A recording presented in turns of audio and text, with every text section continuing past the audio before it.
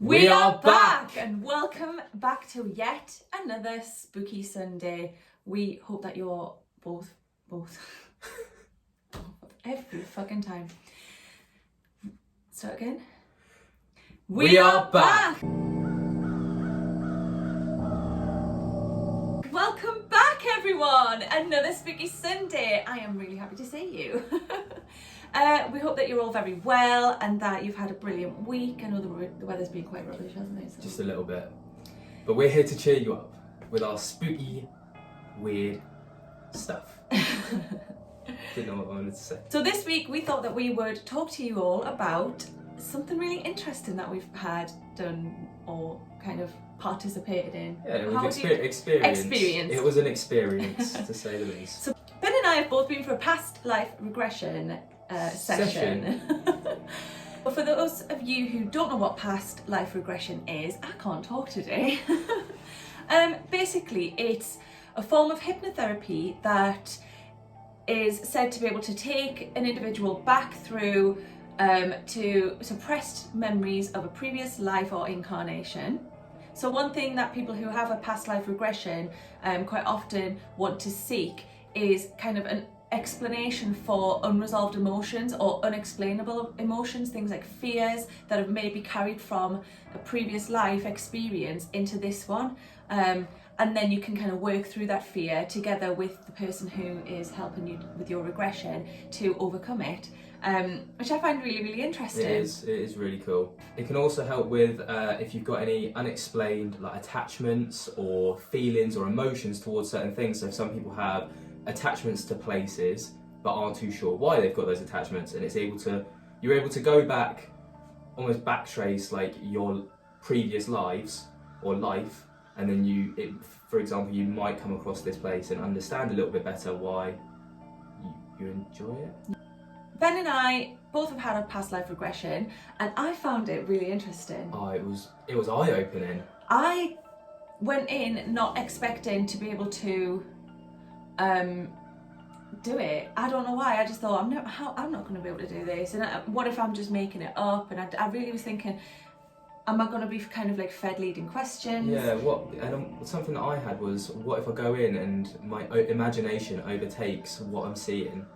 And that was something that I was just like, how do you differentiate between imagination and reality? But you can do it quite well, actually. So when you go and have a regression, you're told that just to go with it. What you see and what you want to say, just go with it. Go with your feeling. And when you're in quite a meditative space in your mind, you're not really using your thoughts. No. Your mind's very calm and you are just going with whatever's kind of coming into mind. Literally going with the flow. Yeah. We were told, or I was told, I'm sure you were too, that if we wanted to open our eyes at any point, that would be fine. If we felt uncomfortable at any point, we were allowed to just open our eyes and stop. If at any point we didn't like how something was going, we were allowed to call it, you know. Yeah. Which I found really quite relief because it's comforting. Yeah, I think a lot of people think of hypnotism and think of like the Paul McKenna style stuff on the TV where people are being like, it's a show and people are being like made to do things, and it wasn't like that at all. So it was more like a guided meditation and very like light hypnosis. Yeah. He takes you through each part of your body, making sure that like you've got it relaxed, like so starting from the head to toes. He kind of puts you into relaxation mode, if that makes sense. He did like a light protection sort of visualization and things like that. And then he asks you to imagine that you're in a garden, a really beautiful space. It's the safest place you could be in. And that's your space. There's nothing else in this space. Like there's nothing that can harm you. There's nothing that can harm you, and there's nothing there to any negativity there. And you're kind of visualizing yourself in that place. You've still got this protective light that's like enclosing you, and you're cloaked in it. And then you just rest in that garden, and that's where you stay. That's where it's almost as if that's where your conscience. No. Yeah, I suppose it's where your conscience stays while your like soul kind of moves ahead, which sounds really crazy now that I'm saying it, but it was very, very real, wasn't it? It was. The first thing that he asked me to do was to remember a childhood memory. This memory to me, and even now I think it's quite strange because it wasn't something that I've thought about for years and years and years. I don't even know if we've got photographs of it at home at my dad's house, but basically we'd gone to a local stately home, a place called Belsay Hall up in Northumberland, and it's a beautiful, beautiful place. My brother played in a brass band. He played the trumpet, and we'd gone to watch him. My other siblings were playing on the grass behind me, and I was sat on the grass on a picnic blanket, and I can remember what my dad looked like. He looked younger because he was at the time. I can remember my mum, and my mum, something quite distinctive about that was that my mum was sitting on the grass with us. Now, she was a very poorly person, and so it was quite nice in my memory to see her well enough to be sitting with us and like joining in and things like that. And then you were asked to kind of remember the feeling, so I could remember the heat of the sun that day. I remember what we were wearing, which was very 90s clothes. I can remember the songs that were playing, or I could while I was doing this. I could remember that feeling really impressed with my brother, because I didn't even know he was in a brass band at that point. I remember the remarks that my dad made, just very, very distinct memories that I had completely forgotten about, but I truly felt like I was back there. Yeah. And then he asks you to move back further. Now this I thought was really quite strange, because he asked us, or asked me, to remember being in utero, so while I was still in the womb. And all I can remember from, well, I mean, who can remember that? Why would I even think to remember that? But I could. I can remember feeling like I knew I wasn't alone. I'm a twin. So I remember, it's really strange because it's a very different thought process. Like logically now I know I wasn't alone, but back then when I was having this session, I was very much a baby in a womb. It was dark in there. I could hear a heartbeat, the beat of my mum's heart, I would have thought, like in my ear, and I knew that I was on my mother's left hand side and that my twin brother was on my mum's right hand side, and I just knew that that's where I was positioned. And then he counted down until I was born, and I obviously don't remember like the actual part of being born, but all of a sudden there was light, and I recall my dad holding me and him looking at me, this overwhelming feeling that I was absolutely adored. And I remember thinking to myself, why is my dad holding me? Why is my mum not holding me? And then my brother was born. So that was something that I could remember from my birth, that I supposedly can remember from my birth, that I have checked with my dad, and apparently that was the case. So the next part of the session was that he asked me to just imagine, or think of myself as floating above the scenes. And as that was going on, I started to envision a door.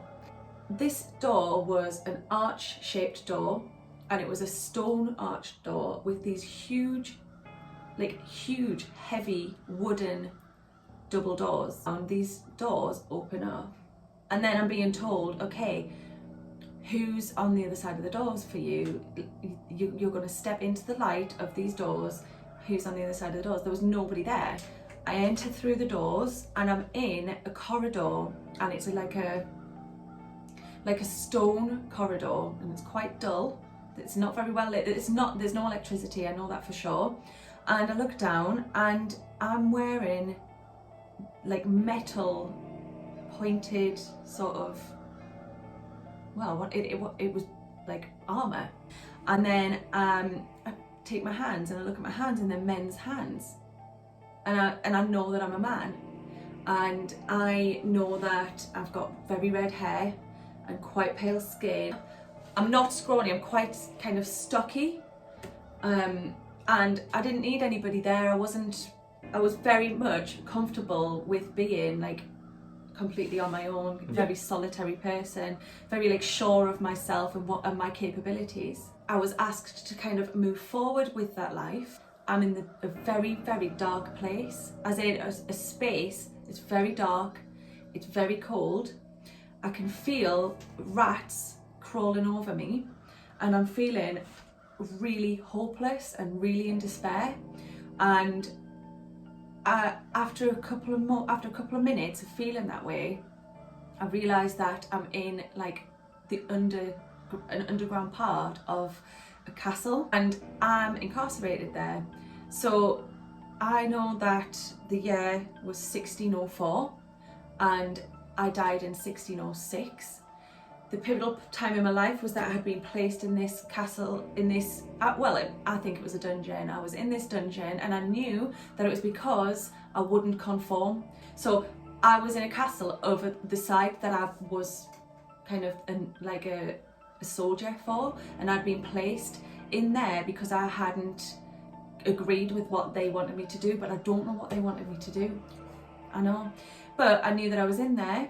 I was in there until I died, and I knew there were other people there, but I could barely see them because it was so dark, and I knew that that was it. I was not going to be getting out, and I was really sad about it and really upset because it was so unjust. And then I was asked to move forward again to my passing, and I felt a tremendous pain in my right leg. And when I say a tremendous, I couldn't physically feel it, but I knew that I was in agony with my right leg from my thigh. I could feel the emptiness in my stomach, so I hadn't been fed, and I knew that I was fading away, and I was very, very poorly, and the pain that was in my leg was the cause of my death, and it was an infection, and I had caught an infection because I had been eaten and bitten away at by like the rats and the vermin that were in there. Oh, it's a nasty but I way knew to that go. I had just been but I knew that I had just been left to rot. So I knew that at the time I was 40 years old when I died, and I had a really, really distinct feeling that I was Scottish. I've visited Scotland many times, and I've always felt like so at home, and like I'm back where I'm meant to be. I feel very much at peace in Scotland. I always feel really happy and content when I'm there, and so in this, I feel like that might explain my affinity with Scotland. Yeah, because of this it life. could make sense, yeah. It's almost like I feel like I'm returning there. And I think as well, like at the start with the pale skin and the quite red head. Oh yeah! Like, that's a very Oh my kind of God. stereotypical Scottish looking person. It is, but then so like... And also there's a lot of history and a lot of battles and knights and castles Yeah. in Scotland. The other thing I meant to say was when I first went through the doors and I was in the hallway, I could hear waves crashing. I knew that I was on a coast. I knew I was by the sea, and I knew that I was in a castle. And if anyone knows Lainey, Lainey loves to be by the sea. She's Yeah. at her most peaceful and at like just at peace by the sea. You're then asked to come away from that, and you're told to visualize yourself floating in light. And that's a time where if your angels or your guides or your loved ones or anybody has something that they want to tell you and bring to you, you're in the perfect space to be able to receive that. And I wasn't expecting this at all. I didn't realise this was part of it. So I actually saw my grandma and my mum. If you see me looking down, it's because I've got notes. I actually saw my grandma, my dad's mum, and I saw my mum, who's also passed away, while I was in this space floating. And this space to me was very, very dark. No, this space to me was quite dark, and it was almost like starlit. I knew that I was in a space that was not earthly, and I was just like comfortably like floating there. And they came to me and I could see them, but they didn't. Their mouths didn't move or anything. And all they really had to say to me was, "I've written it down. Keep going. You're doing really well, and you're on the right path." Which for me was like. So I was really pleased with that. Before he brings you out of this hypnosis, he asks you to reflect on your experience, and he asks you to think about what happened in that life that may have shaped you now. I'm like a fiercely independent person. Yes. I don't want to have to rely on anybody. What I took from that is that maybe when I went through the doors and there was nobody to greet me and I was okay with that, I knew that that was very much a reflection on how I am now. Yeah. And I know that like I am very self-assured, and things like that. So maybe I picked up that trait from this man that I used to be, who was a very independent person. The other thing is that I have like a ridiculously strong sense of morals and values. What I found interesting was when I was this man that was in this dungeon, I knew that I had gone against what everybody wanted me to be, and that's why I was in there. And so that kind of concludes my experience with my past life regression, but I'm definitely going to do it again because it was really there's bound to be interesting. more. So my experience was formatted in the same way as Lainey's. So first of all, I went through and I had the garden and I had the white light coming over, and then he asked me to think of a childhood memory. Now my childhood memory that like instantly popped into my head was a time when I was around 9 years old, and I was sat in the living room, and I remember playing with some Lego, and SpongeBob was on the TV, and I remember just feeling really content, really happy. So he asked me to try and explain what I could feel. And I remember feeling the like coarse edges of the Lego bricks. I remember like the pressure pushing with my thumb pushing the bricks down. And I remember just feeling quite happy and content in that moment because I was doing something that I enjoyed. I think that's so lovely. Yeah, it was just, I don't know why that was the How one, lovely. out of all the memories in my childhood, that was the one thing that instantly came into my mind. Like I remember I always had to put the Lego in a blanket because it was so much easier to put it away because I could just pick up the four corners and dump it back in the box. And otherwise you'd be picking up Lego for days.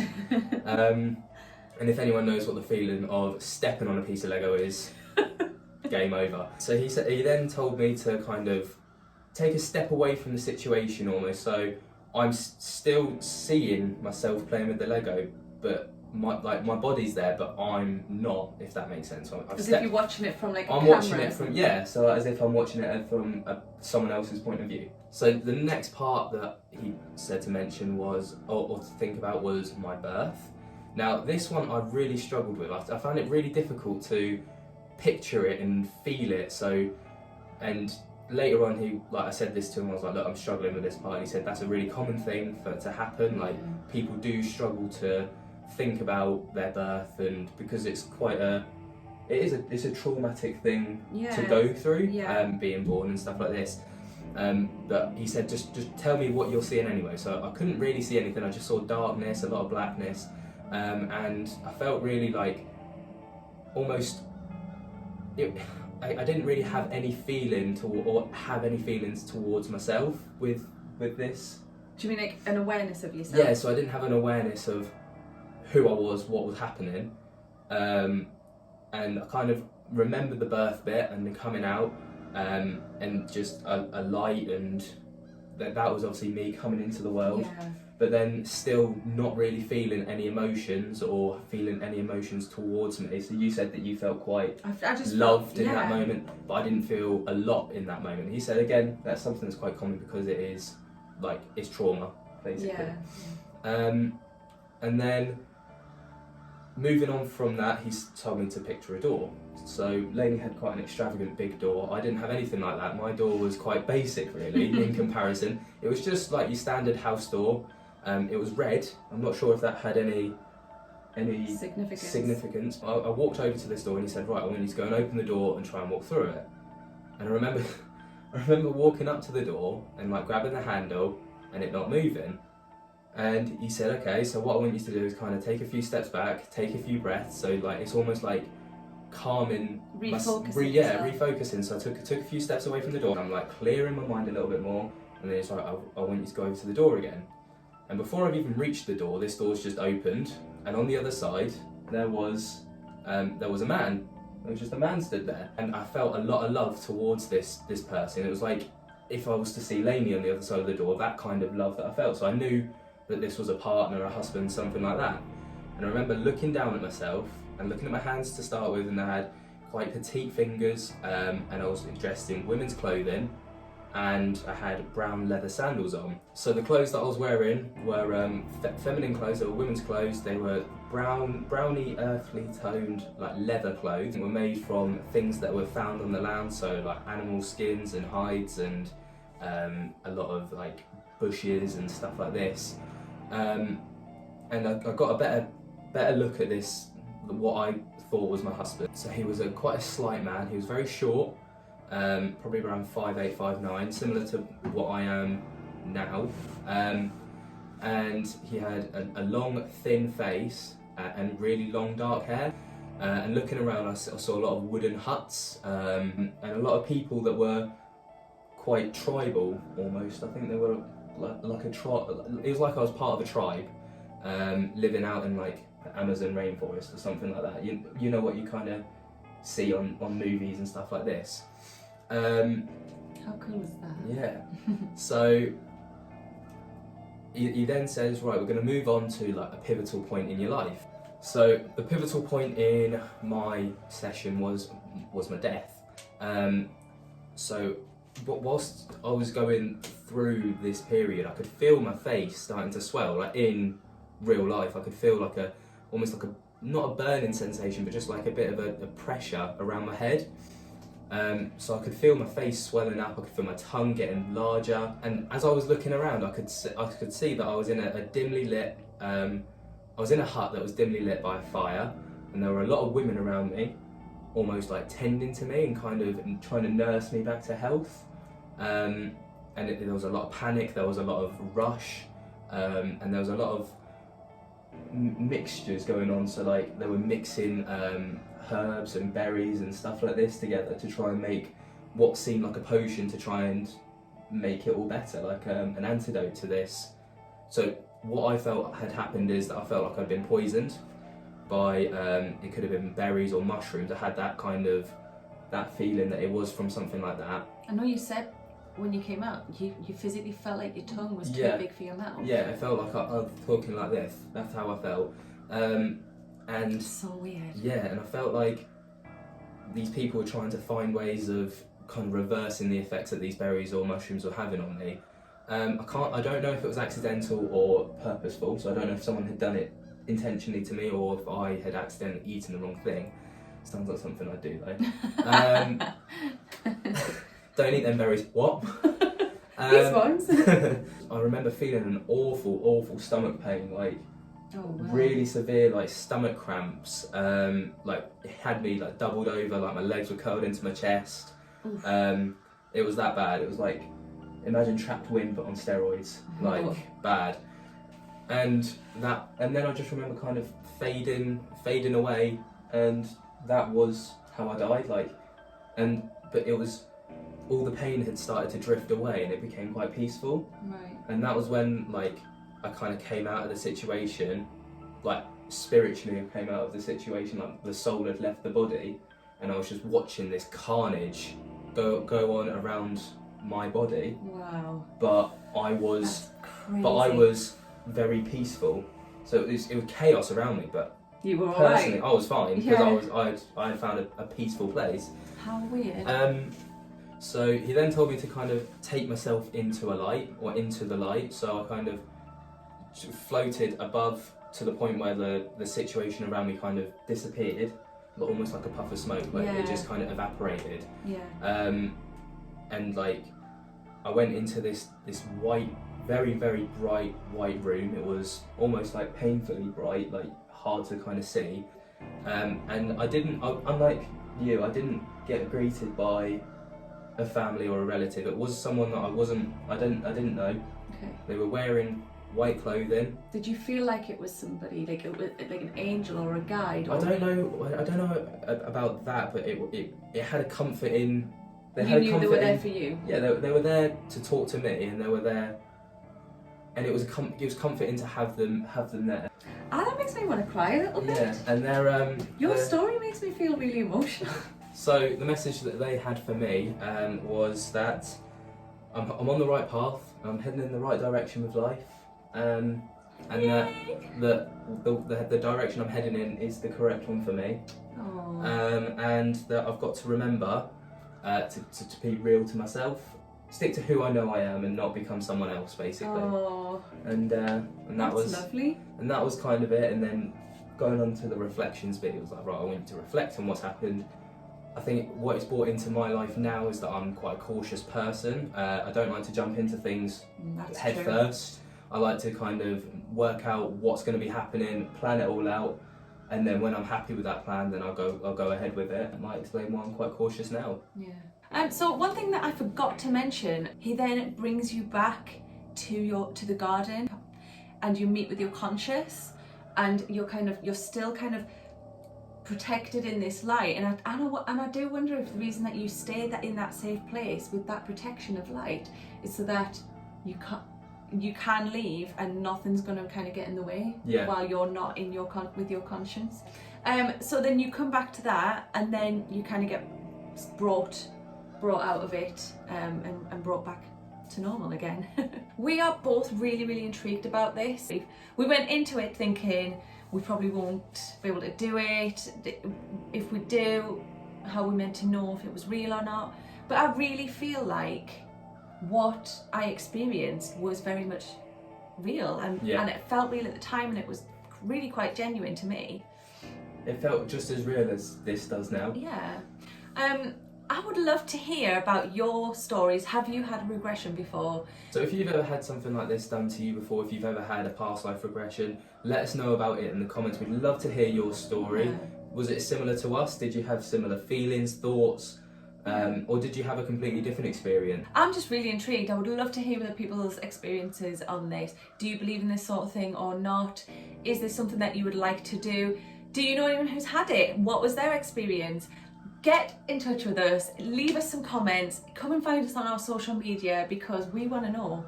I am so intrigued about this. I really want to try it again. Definitely. So that concludes this week's Spooky Sunday. We hope that you enjoyed it. I really enjoyed sharing this with you guys. I'm so intrigued by it. Yeah, it was a game changer, because I never thought I believed in any of this until now. So. If you'd like to come and get in touch with us, come and find us on our social media. We'll leave a link here. Also, if you've enjoyed this, give it a like, subscribe for more content. We're uploading 3 times a week. And we hope that you'll come back again. We'd love to see you all soon. All that's left to say now is peace.